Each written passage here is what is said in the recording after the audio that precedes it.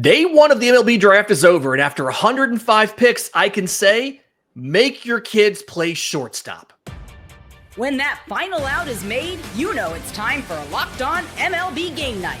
All the post-game reactions to every game across the league, every single night, with insights only the hosts at Locked On can provide. Prepare to experience game day reactions like never before. Only on Locked On MLB Game Night. Your team every day. Yes, welcome on into a special post-draft edition of MLB Game Night, where we are covering every single team and every single pick from day one of the MLB Draft. I'm your host, Lindsay Crosby, host of the Locked On Braves postcast over on Locked On Sports Atlanta, also host of Locked On MLB Game Night, joined by Jeff Ellis, host of Locked On Guardians and MLB Draft expert. A lot of stuff to get to in this, Jeff, but first, today's episode is brought to you by our friends at Game Time. Download the Game Time app, create an account, use code LOCKEDONMLB for $20 off your first purchase. Okay, Jeff, I want to get into the very top of this draft because it felt like more so than previous years, the first couple picks were not going to say completely out of left field, but definitely different from what we all expected. We get Eli Willits, shortstop out of Oklahoma, out of Fort Cobb Broxton High School in Oklahoma, to the Washington Nationals at number 1 overall. He's the youngest ever number 1 overall pick. And then we get Tyler Bremer, a right-handed pitcher out of UC Santa Barbara, to the Angels at 2. Kind of the two big surprises there early. Why do you think Washington went with Eli Willits over one of the more commonly projected number 1 overall picks like Cade Anderson of LSU or Ethan Holiday, the prep high school shortstop out of Oklahoma? I mean, Holiday and Willits are just fun because one was going to Oklahoma, the other Oklahoma State. Both have the dads, dichotomy there. From what I understand, Willits was letting it be known we need to cut a deal, and I think that's what it was. I think he was cheaper, and I got to be honest, there's a logic to this. As much as fans hear that, if you don't know the draft well, most teams spend their full slot, but you only can spend so much. So in a draft year where I would argue that no one this year would have gone top 8 a year ago, like maybe you do want to save $2 to $3 million to try to go for quantity over quality at the top. And that could be the case. I was surprised because the Nationals were very conservative a year ago. And Willits has warts. Let's be honest about that too. Like there's no present power. I mean, I know I saw in the MLB one, they said future 50. I mean, potentially, but right now he's like a 30. It's very low. There's definitely a chance where he has below average power. It's a lot of positives. I don't want to come off as a negative here. I had him 8th on my big board, but it's not what I think anyone expected. I don't think a single mock had it right. And this is what happens when you don't have any tier 1 talent in a draft. It gets crazy from the start. Yeah, the mocks are just absolutely busted on the first pick. And to kind of help people understand, why would you be willing to make a deal at number 1 overall? You had him at 8th on your board. The slot value at pick number 8 is $6.81 million. The slot for number 1 overall is $11.08 million. So if Eli Willits goes and says, hey, I'll take, again, $6.81 million is pick number 8. I'll take $7.5 million to sign. That gets him more money than if he was picked at number 6. And then he also gets the cachet of being a 1-1, and the Washington Nationals save a little bit of money, to your point, to go back and get another player at an overslot deal later in the draft. Yeah, I mean, they took Harmon, who's that guy. 100%. Yeah, like you can see that right there. They went in there, and to your point, that was Landon Harmon in the 3rd, pick number 80. I think MLB.com's big board had him around pick 48. That's in the low 50s. Yeah, see, that's a $1 million slot value for that pick. If you save $2.5 million on Willits, you can give Harmon, you don't give him all of that money, but you can give him more, something commensurate with the 48th pick in the draft. And you can, and you have more talent than you would have gotten. So I do think that was interesting. And then Tyler Bremer at 2 to the Angels. Is this the common joke with the Angels is they're just looking for a guy that can get to the majors later this year? That's not who Tyler Bremer really is, though. Like, why would they make the deal here? Is that also a money thing, or is there something else at play with this? I think it could be a money thing. Now, I was the high man on Bremer. I had him 5th on my board because I think his changeup is the best pitch in this class. And I, great athleticism. The fastball generated a lot of whiff. The only concern is he did a lot of against weaker competition later in the year. He kind of started out not as strong, but it does feel like there could be some money savings. And I mean, I thought, you're looking at a team with the Angels, and they had quite a few picks in there today, 4 overall selections. And I don't know how expensive any of these other picks are. So I'm kind of curious to see if they're going to spread it around. It just might be they sat there, and we saw some teams kind of ignore junior years to a degree, right? Like Bremner came into the year as a top 3 guy on every board, and we saw teams like Cleveland kind of ignore what happened this past year and kind of look at some other things as well. So maybe they just decide he was their guy. I'll be curious to see what the cost is, because it does feel like there's some savings there. But they could have just decided, hey, a changeup is a really effective pitch. It's on Locked On Guardians. We call it split agnostic. You can get righties or lefties out with it. It's not one of those where it specifically has to be against one. And he's got 2 pitches that are ready to go. And the other thing too, it's like Bremner has 2 years of performance. Jamie Arnold has 2 years of performance. The rest of this college pitching crop was kind of one and done. Like, it was a lot of guys who popped this year. So it's also the fact that they know that. They have a little more of a background on him there. And I do think with Bremner, I'm a big fan of, it's really hard to have a bad gyro slider that's over 85 miles an hour. So like, I'm really a fan of, you can get that third pitch to be more like, he was really a 2-pitch guy. You can get that third pitch to be significantly better, theoretically, without a ton of work, which I don't know how. And the question is, what can the Angels do in that regard? How good are they at developing some of that and everything?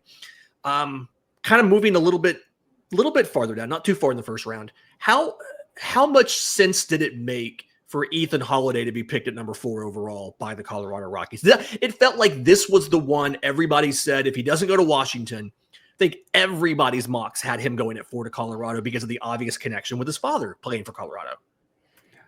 I haven't looked, but part of me feels like with this crazy, like, God, this is the only pick I got right. It's just like, that is a fan base who needs this right now. Like, let's just be happy, because this has got to be an exciting, fun moment for Rockies fans, because he's a solid value there. I had him 7th on my board just because I think he's like power. Like, the only plus trait I think he has is power. I don't think he's as good of a prospect as his brother. He's a good prospect though. And I think that fan base needs this. This is a nice warm hug for a fan base that needs it. He's a value there. He works, and it's something fun, something they can cheer for. And Rockies fans have been through a lot, so I'm just happy for them. And this is a couple back-to-back power guys early in the draft. They took Charlie Condon last year, who was, I think, college's home run leader last season. So going out and getting some power guys and saying, hey, we're going to play at elevation. We're going to get guys who their carrying trait of their best trait's going to be power, and we don't have the pitching. We're just going to bash people to death. We're going to get into, in a few minutes, we're going to get into some of like our favorite picks and the favorite teams we liked and things like that. So stick around for that, everybody. I did notice 2 interesting trends with what we did see in round 1 and what we didn't see in round 1 and really in day 1 in general. The thing we saw a ton of, I alluded to it at the very top there, 11 prep shortstops in the first round, 14 total shortstops. And the first selection that was made that was not a shortstop or a pitcher was pick number 17, outfielder Ethan Conrad to the Cubs.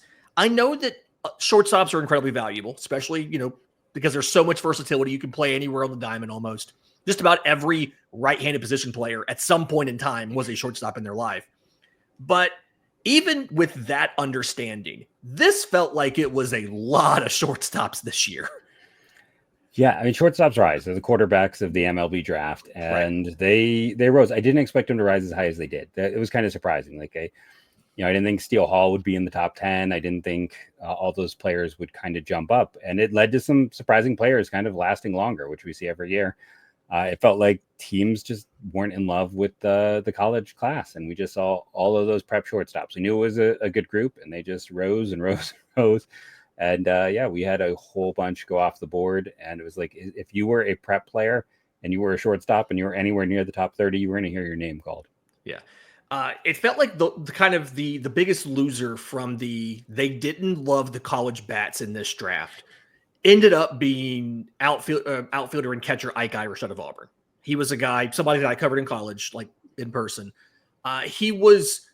There was a lot of mocks the week of the draft that had him maybe going to the Reds at 9. I got a friend of mine who's a Pirates fan and an Auburn fan, sent me a text about possibly the Pirates at 6. I put the Cardinals Irish at 5. as the a Cardinals money at 5. saver. Yeah. And then there was even some reports that he had offered to cut an underslot deal when Washington approached him and asked him about number 1 overall. And he goes at 19 to the Orioles. We're going to dive into that Orioles draft in a few minutes, but I do want to this isn't anything about the player. This is just, 1, every draft has to have a faller, and 2, everybody was so focused on the shortstops, with the exception of those few teams that wanted to grab one of the dominant pitchers, right? And I'll say it, there's a chance he got bought down the board, because there was some talk that Baltimore's trying to buy Willits down the board for like a $10 million bonus. That was one of the hot rumors that they have so much money. They had 7 picks in day one. So I will say, until we see a signing bonus, there's a case where Ike Irish didn't fall. Ike Irish went to a spot to get paycheck. There's a chance that he might have got paid down. True. Slot value is $4.42 million. If he gets more than 5 and change, it's pretty clear that okay, he was getting bought down, because like a $5.5 million bonus would have been right there around pick number 13 or so. So it's possible that maybe he just got, that's a good point. I always kind of forget about that kind of thing. The flip side, the thing we didn't see a ton of on day 1, and I feel like it's just, we used to see a lot of this until now. Round 1 had exactly 1 two-way player, Mitch Voigt out of Michigan, who went to the Mets at 38. Outside of that, there was him, Josh Owens at 84, who's really not really a two-way player. He's really just a position player. That was really about it. And it felt like you saw a lot more two-way players, even just a few years ago when Shohei Ohtani was winning MVPs for doing both and all of that. Is this just kind of randomness because there's so few of those every year, or is there some sort of correlation between when Shohei's doing them both, you see a lot more kids that want to do it in the draft, and then now it's kind of fallen to the wayside? Yeah, I think it just gets down to the fact that like no one else has done it. It's such a low likelihood of it happening. And I think teams, unless a kid really wants to get announced that way, or if it's at the situation where a kid maybe you want him to play something and he wants to play something else, well, we'll announce him as a two-way player and see if we can convince him down the road. And I thought it was really interesting with Vogt, because he didn't pitch this year. Like, he broke out as a hitter when he stopped pitching. He was a guy who like focused on hitting, and that became his calling card. And Owens, I literally hadn't heard anyone list him as a pitcher. I mean, there were guys like Billy Carlson where like that would have made sense to me as a two-way guy. Like, we Kurt Schoolcraft, like the two-way guy. But those weren't the ones. It was interesting, the guys who were the ones. But yeah, I think it's just one of those things. Maybe it helps them if they're trying to get a player to consider something opposed to what they necessarily want is their future position. Yep. All right. In just a second, we're going to talk about the picks that we like, the combinations of teams and players, or just the teams that had good day ones in general. We'll do that next, right here on MLB Game Night. I live within driving distance of Atlanta, but I wasn't able to buy Home Run Derby or All-Star Game tickets online when they went on sale. But it's okay. I'm still going to get to go because of Game Time. Game Time makes buying tickets fast and simple. Prices, believe it or not, actually drop the closer you get to showtime. You can save up to 60% on killer last-minute deals. If it's something with a lot of availability, the All-Star Game, I'm going to take whatever I can get. But if it has a lot of availability, Game Time Zone Deals can pick the best seats in the section that you want for you, right? You may know this half of the ballpark is in the shade at Game Time. I'm fine sitting in this section. You pick the seats for me. Game Time will do it. They give you a panoramic seat view, so you know exactly what the views are going to be. You can also look and figure out what concession stands are nearby, all that kind of stuff. And if you're worried about what happens if your plans change, the Game Time guarantee has you covered. So take the guesswork out of buying tickets with Game Time. Download the Game Time app, create an account, use code LOCKEDONMLB for $20 off your first purchase. Again, create an account, redeem code LOCKEDONMLB for $20 off. Download the Game Time app today. Last minute tickets, lowest price, guaranteed. Welcome back to Locked On's MLB Draft Special. Lindsay Crosby, Jeff Ellis here. And I want to talk about some picks that we liked, some team drafts that we liked, and then some combinations of that. For me, one of the ones that stood out, the Baltimore Orioles. They were going to dominate this draft, right? They had seven picks on day one. They had three first rounders because they had two compensatory picks, and a competitive balance pick they acquired via trade. So 4 first-rounders. They double up on catchers. They took Irish, who we mentioned in the last segment, and then they took Coastal Carolina's Caden Bodine at 30. They then go and get Wewa Aloy, I can never say it right, the Golden Spikes winner at shortstop out of Arkansas, a prep outfielder, 2 pitchers, 2 college pitchers, and then a college outfielder.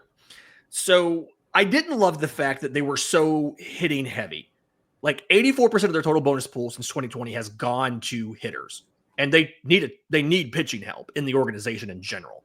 But going in there and getting probably 2 of the 3 consensus best catchers in the entire draft feels like they're going to be really set up from an organizational perspective in the future, because catchers are so hard to replace and the bar is so low that these guys should be able to make the majors and make an impact or be good trade assets down the road. Am I wrong for thinking that? No, it's kind of interesting though. It's like, having covered these drafts for years, it felt like Baltimore and Cleveland like got their binders confused this year and switched approaches like 100%, because it's like they went high contact after years of kind of going just power and hoping to gain something from it. And I thought they got value with all of those picks. I mean, the only guy who really has some expanding issues is Wihawa Aloha. See, I have a hard time with the name as well. I thought DeBrun was an excellent value. Irish was, of course, an excellent value.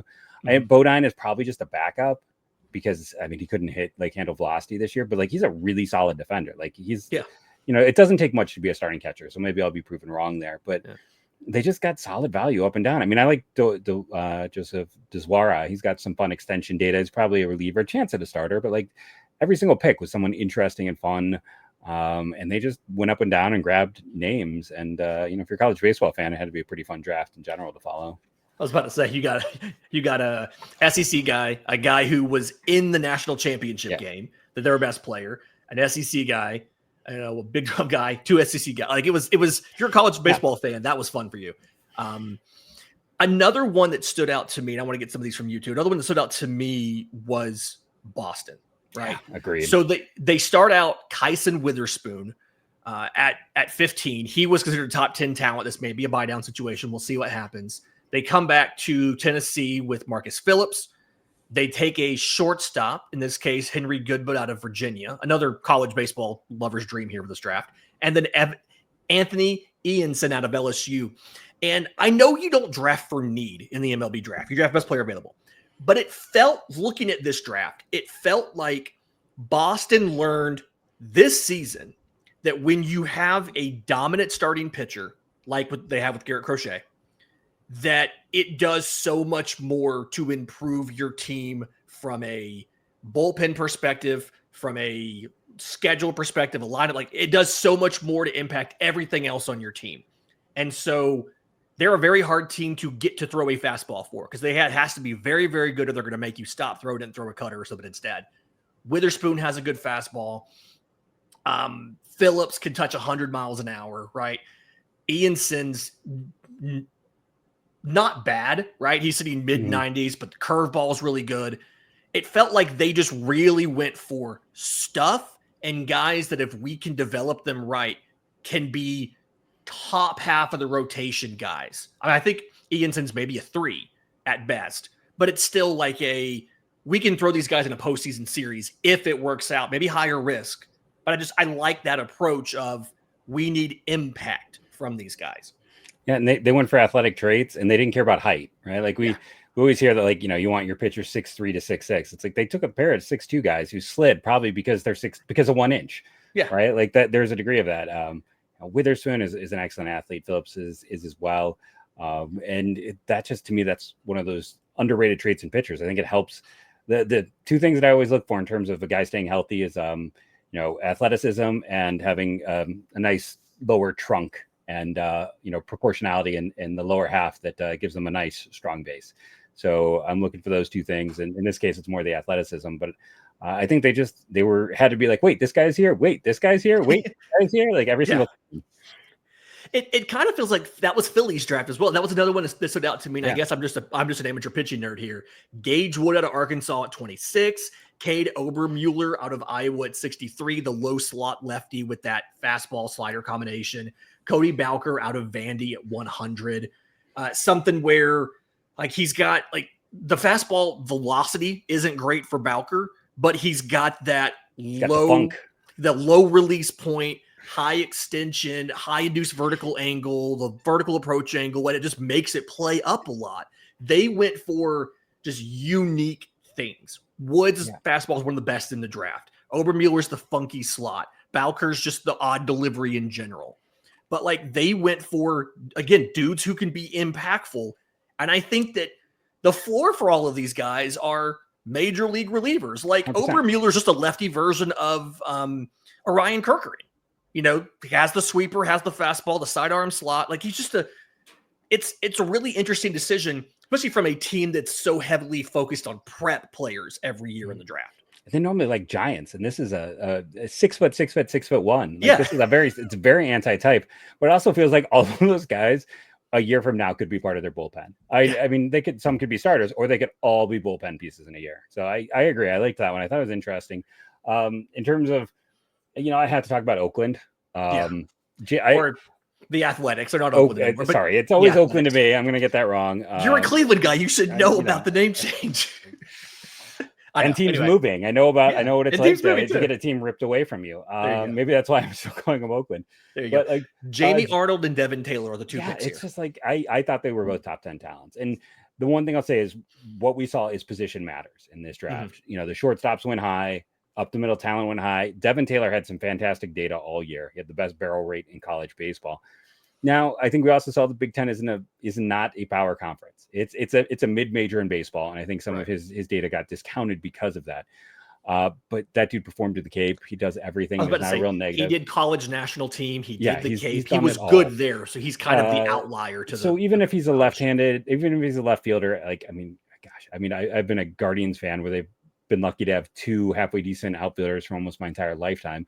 It's like often there's one guy and a lot of guys who aren't good. So you find ways to make it work. And then Jamie Arnold just fell into their laps, and they had to be like, oh, okay, yeah, sure. Yeah. We'll take the most accomplished pitcher on the board. And, for a team that last year had success taking Gage jump, like they're building, we know about the young hitters there, but this is a way for them to continue to kind of build out some of that pitching and some of those pieces. And it's like just sitting there watching those two guys fall to them really stood out. And then, my two follow-ups, I like the White Sox. I think it's because I'm a big Kyle Ladosi fan. And, I more like their, Billy Carlson's fine. I think he's a defense first guy.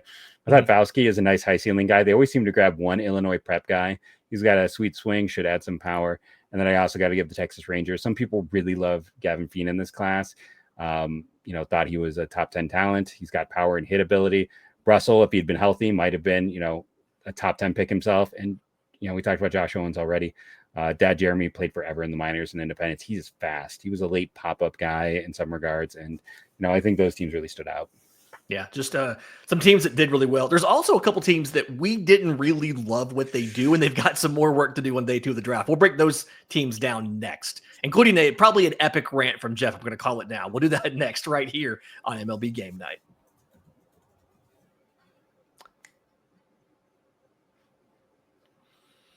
Welcome back to MLB Game Night. Lindsay Crosby, Jeff Ellis talking about the draft. And I've got there's one right here that kind of bothers me. I don't love what the New York Yankees did. Right? When you look at their 2 selections, Dax Kilby, Caden Kent, they scream second baseman to me. Yes. And I just feel like if you're taking a guy this early, like I know they got moved back a little bit. First pick was at 39, second pick was at 103. But if you look at other guys who were available on the board at 39, I feel like Kilby's a great hitter, right? Like, don't get me wrong, but he's not going to be able to stick it short. And the bar is so much higher at second base than it is at short because you're not giving that defensive value. He's got decent speed, but like it doesn't really show up in his game either. It's an odd collection of he feels like that guy that when he's making a ton of contact and he's running a batting average close to 300, it's great. When that one tool slips, he goes from a potential batting crown champion or batting title champion to like unplayable in 3 or 4 seasons. I'm not comparing him to Tim Anderson.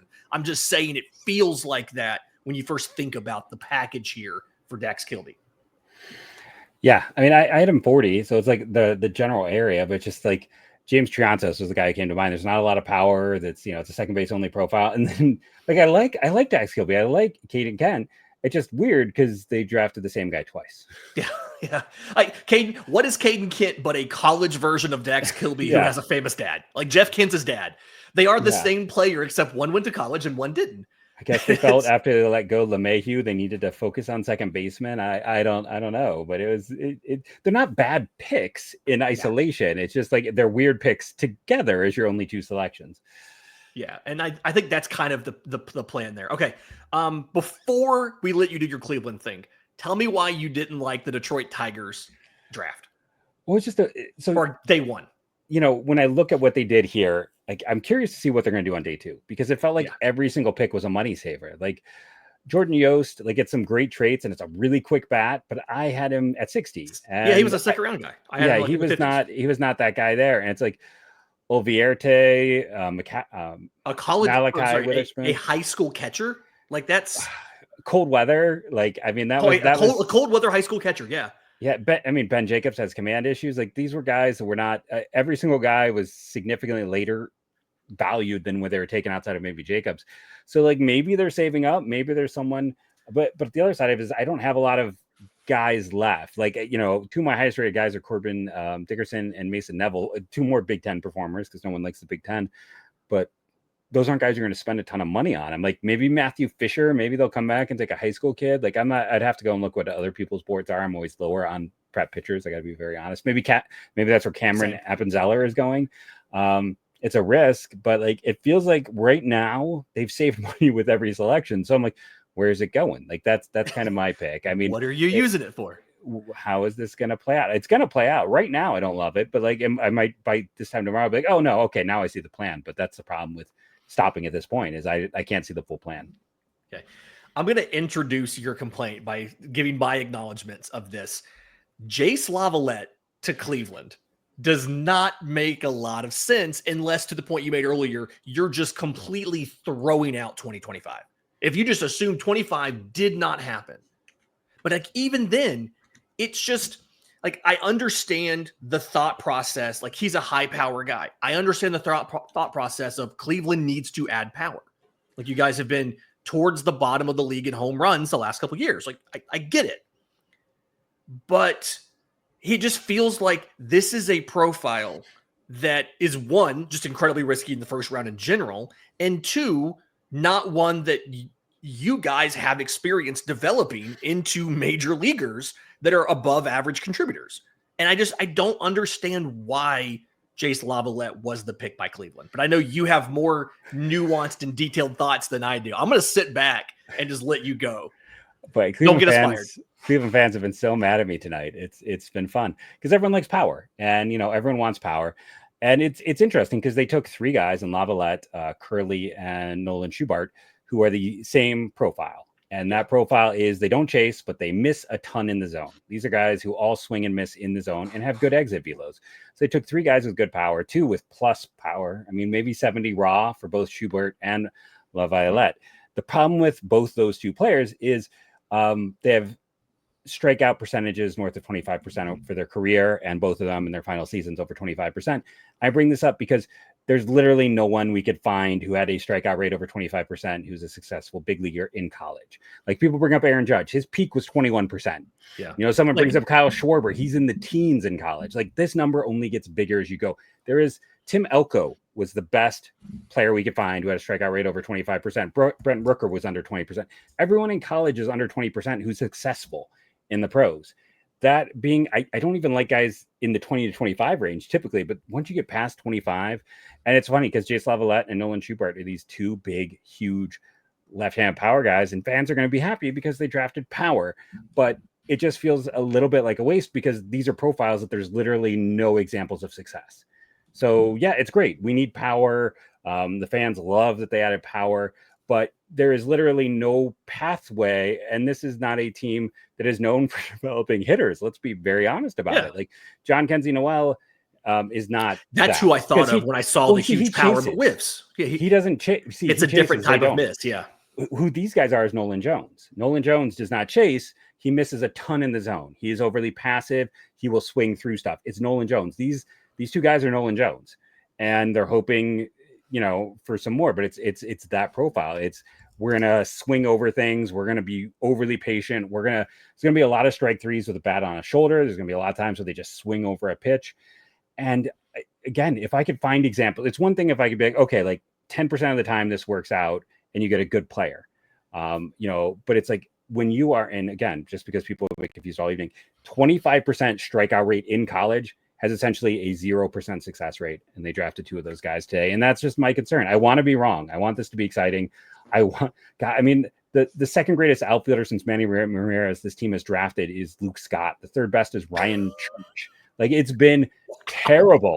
You got Stephen Kwan at the top, but it's been awful. I want these guys to work out. I want to be wrong, but I've been doing this since 2012. And, you build up the data, you build up that information, and that high of a strikeout rate just automatically goes a second round pick. Like Schubert, I'm fine with it. That's at the third round. Take the gamble. It's probably not going to pay off. You're probably, not going to be successful, but there it's fine.